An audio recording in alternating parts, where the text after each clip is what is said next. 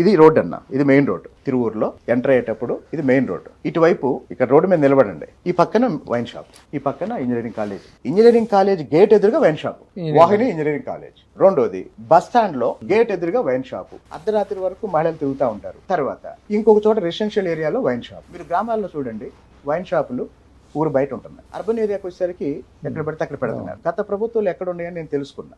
గత ప్రభుత్వంలో ఊరు బయట హైవే మీద ఉన్నాయని చెప్పారు.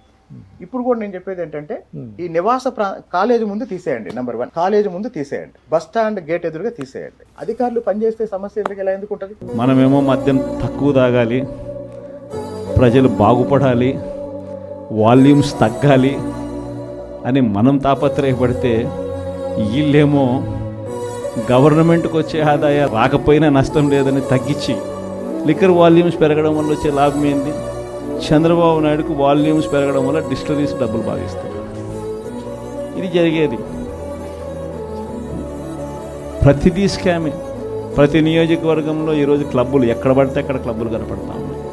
మట్కా, జూదం క్లబ్బులు అన్నీ జరుగుతాయి.